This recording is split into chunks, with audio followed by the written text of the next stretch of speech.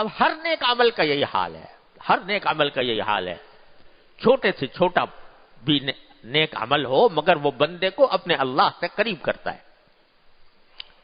تو اس کے لیے صوفیاء کرام نے بہت راستے بتائے ہیں، یہ کرو اس سے ہو جائے گا، فلاں ذکر کرو اس سے ہو جائے گا، فلاں تسبیح پڑھو اس سے ہو جائے گا۔ لیکن جو بات میں نے کچھ عرصے پہلے شروع کی تھی وہ یہ تھی کہ ہم جیسے کمزوروں کے لیے اگر شروع سے ہی لمبا چوڑا نسخہ بتا دیا جائے کہ بھئی یہ کرو اور وہ کرو تو آدمی بھاگ جائے کہ میرے بس کا نہیں ہے۔ لیکن ہمارے بزرگوں نے اور خاص طور پر حضرت حکیم الامت مولانا تھانوی قدس اللہ تعالی سرہ نے جو ایک طریقہ بتایا اور تجربے سے انتہائی مفید ثابت ہوا، وہ ایک اور طریقہ ہے۔ حضرت والا حضرت حکیم الامت قدس اللہ تعالی سرہ نے کا ایک واعظ ہے جس کا نام ہے طریق القلندر، طریق القلندر، اور اتفاق سے حضرت والا نے یہ واعظ کہا تھا، حضرت شاہ ابو علی قلندر رحمۃ اللہ علیہ کے مزار کے پاس تشریف لے گئے تھے وہاں پر کسی جگہ، تو وہاں حضرت سے بیان کی درخواست کی گئی تو حضرت والا نے وہ واعظ وہاں پر کہا تھا طریق القلندر، اور وہ ایک فارسی شعر کی تشریح کی تھی۔ اس میں فارسی شعر بڑا ہے معنی خیز کہ سنما رہے قلندر سزدر بمن نمائی کہ دراز و دور دیدم رہو رسم پارسائی۔ وہ شاعر یہ کہتا ہے کہ مجھے تو کوئی قلندر والا طریقہ بتا دو، سنما رہے قلندر سزدر بمن نمائی، مجھے اگر کوئی راستہ دکھانا ہے تو مجھے قلندر والا راستہ دکھا دو، کیونکہ جو پارسائی کا راستہ ہے، پارسا بننے کا، یعنی وہ جو مجاہدات کا اور ریاضتوں کا اور لمبی لمبی عبادتوں کا، تو وہ مجھے بڑا دور نظر آتا ہے۔ سنما رہے قلندر سزدر بمن نمائی کہ دراز و دور دیدم رہو رسم پارسائی، یعنی اگر کوئی شخص مجھ سے یہ کہے کہ بھائی دیکھو بڑے بڑے بزرگ تھے، وہ کتنی بڑی لمبی عبادتیں کیا کرتے تھے، کتنی نفلیں پڑھا کرتے تھے، تم بھی ویسے ہی پڑھو۔ اب امام ابو یوسف رحمۃ اللہ علیہ جو ہے نا ہمارے امام ابو حنیفہ کے شاگرد، وہ قاضی القضات بن گئے تھے کسی زمانے میں، پورے عالم اسلام کے سب سے بڑے قاضی تھے۔ قاضی القضات بننے کے زمانے میں یافعی نے براءۃ الجنان میں لکھا ہے کہ قاضی بننے کے زمانے میں 200 رکعتیں دن رات میں پڑھا کرتے تھے۔ 200 رکعتیں، ذرا حساب لگاؤ، قاضی القضات کی ذمہ داریاں ہیں اور 200 رکعتیں پڑھ رہے ہیں۔ امام ابو حنیفہ کے بارے میں مشہور ہے کہ عشاء کے وضو سے فجر کی نماز پڑھا کرتے تھے۔ تو آج اگر میرے پاس کوئی مجھ سے کوئی کہے کہ دیکھو بھائی تم حنفی ہو لہذا یہ یا تو امام ابو حنیفہ کی پیروی کرو کہ ساری رات نماز پڑھا کرو، یا امام ابو یوسف کی پیروی کرو کہ دن رات میں ملا کر 200 رکعتیں پڑھا کرو، تو میرا تو ویسے ہی کلیجہ پھٹ جائے گا کہ یہ میرے بس میں نہیں ہے۔ تو وہ شاعر یہی کہہ رہا ہے کہ اگر مجھے وہ پارسائی والا راستہ دکھاتے ہو تو مجھے تو بڑا دور دراز کا نظر آتا ہے، دور کا راستہ نظر آتا ہے، لہذا تم مجھے کوئی قلندر والا راستہ بتا دو، رہے سنما رہے قلندر سزدر بمن نمائی، وہ قلندر والا راستہ جو ہے مجھے بتا دو۔ تو حضرت والا نے وہ سارا واز اس پر کہا ہے کہ قلندر والا راستہ کیا ہوتا ہے، وہ طریق القلندر وہ کیا ہوتا ہے، وہ کیا ہوتا ہے۔ وہ حضرت فرماتے ہیں کہ قلندر والا راستہ یہ ہے کہ اللہ تبارک و تعالی سے دل میں تعلق پیدا کر لو، دل میں اللہ تبارک و تعالی سے تعلق اور اس کی محبت دل میں پیدا کر لو۔ جو فرائض واجبات ہیں وہ تو ہیں، یعنی بات تو اسی کی ہو رہی کہ فرائض واجبات تو آدمی ادا کرے، فرائض کرے، واجبات کرے، سنتیں ادا کرے، لیکن جیسے نفلوں کی یہ بھرمار جیسے چلو وہ نہ کرو، لیکن کیا کرو؟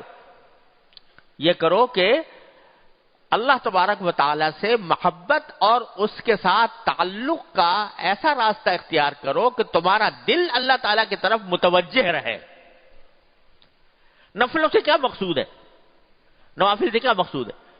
اللہ تعالیٰ کی رضا، اللہ تعالیٰ کا قرب، اللہ تعالیٰ کے ساتھ تعلق۔ بہت نفلیں چاہے نہ پڑھو، لیکن ایسا کام کرو جس سے دل تمہارا ہر وقت کسی نہ کسی طرح اللہ تعالیٰ کی طرف لگا رہے۔ اور اس کے لیے میں نے دو باتیں عرض کی تھیں۔ ایک کثرت دعا، دعا کی کثرت، اور یہ میں نے کہا تھا کہ ہے بہت آسان کام، مگر دشوار تو یہی ہے کہ دشوار بھی نہیں کہ آدمی باوجود دشوار نہ ہونے کے اس کو حاصل کرنے کے لیے مشق کی ضرورت ہوتی ہے کہ انسان کا دل ہر وقت اللہ تبارک و تعالیٰ سے کچھ نہ کچھ مانگتا ہی رہے، مانگتا بن جائے۔ یا اللہ میری یہ ضرورت پیش آ گئی، مجھے یہ ضرورت میری پوری کر دیجئے۔ یا اللہ میں گھر میں داخل ہو رہا ہوں، سب کو خیر عافیت سے پاؤں۔ اے اللہ آپ نے بھوک لگ رہی ہے، مجھے کھانا اچھا کھلا دیجئے۔ ارے کہا کرو اللہ میاں سے جب بھوک لگے تو، یا اللہ بھوک لگ رہی ہے، بھوک لگ رہی ہے، مجھے کھانا اچھا کھلا دیجئے۔ یا اللہ کھانا سامنے آ گیا، اس کو لذت سے کھلا دیجئے۔ یا اللہ یہ آپ نے اپنی رحمت سے یہ عطا فرمایا، اس کو صحیح طریقے سے کھانے کی توفیق عطا فرما دی۔ یا اللہ ایسا نہ ہو کہ کھاتا کھاتے ہوئے مجھے اچھو لگ جائے اور پھندا لگ جائے، اس سے بچا لیجئے۔ یہ دعائیں سیکھو اور کرو، چلتے پھرتے کرو، اٹھتے بیٹھتے کرو، بار بار کرو، مانگتے رہو۔ جتنا اللہ تعالیٰ سے مانگو گے، جتنا اللہ تبارک و تعالیٰ کے بارگاہ میں حاضری دو گے، تو اللہ تبارک و تعالیٰ سے اتنا ہی تمہارا قرب ہوگا۔ یہ تو میرا بندہ ہے جو ہر وقت مجھ سے رجوع کرتا ہے۔ تو کیا نبی کریم صلی اللہ علیہ وسلم نے دعا سکھائی؟ اللہم انی اسألک خیر المسئلہ وخیر الدعاء وخیر الاجابہ۔ اے اللہ مجھے اچھی دعائیں میرے دل میں ڈال دیجئے، اے اللہ اچھی دعائیں میرے دل میں ڈال دیجئے، اچھے سوال میرے دل میں ڈال دیجئے، اور اچھی قبولیت بھی مجھے عطا فرمائیے۔ اب بتائیے نبی کریم صلی اللہ علیہ وسلم مانگ رہے ہیں، کیا مانگ رہے ہیں؟ کہ مجھے دعا کرنا سکھا دیجئے، ایسی دعائیں میرے قلب پر وارد فرما دیجئے کہ جو آپ کے ساتھ تعلق میں اضافہ کر دیں۔ اور خوب سمجھ لو کہ دعا ایسی چیز ہے کہ اللہ تبارک و تعالیٰ سے قرب پیدا کرنے کا اس سے زیادہ آسان اور بہتر طریقہ کوئی اور نہیں۔ اور بعض اوقات ایک چھوٹا سا جملہ، دعا کا چھوٹا سا جملہ، وہ اللہ تبارک و تعالیٰ کے ہاں قبول ہو جاتا ہے، تو انسان کی منزلیں پتہ نہیں کتنی تیز رفتاری کے ساتھ طے ہو جاتی ہیں۔ اپنی بھی دعا، دوسرے کی بھی دعا۔ میں بھی یعنی اپنے لیے بھی مانگوں، دوسروں کے لیے بھی مانگوں، اور دوسروں سے بھی دعا چاہوں کہ کسی سے ملاقات ہوئی، بھائی ہمیں دعا میں یاد رکھیے گا یا دعا کر دیجیے گا ہمارے لیے۔ تو یہ درخواست کر لینا کیا مطلب ہوا کہ میری درخواست اللہ تعالیٰ تک پہنچانے کے لیے آپ واسطہ بن جائیے گا، اللہ تعالیٰ تک پہنچانے کے لیے واسطہ بن جائیے گا۔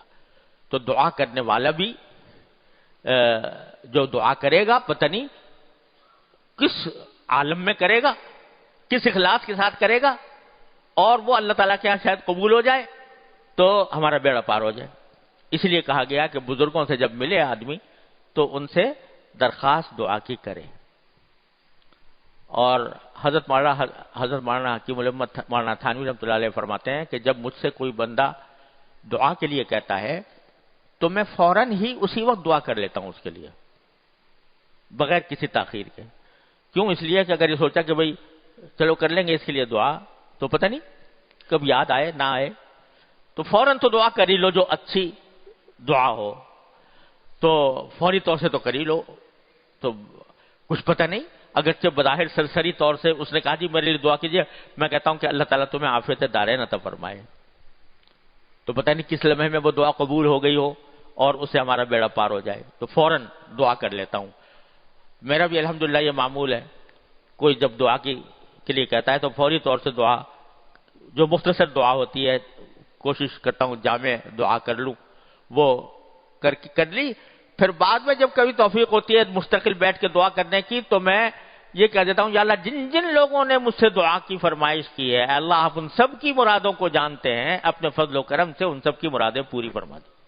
جن کے نام یاد آ گئے ان کے نام سے بھی دعا کر لی، جن کے نام یاد نہ آئے مجھے تو یاد نہیں، میرے اللہ کو تو یاد ہے.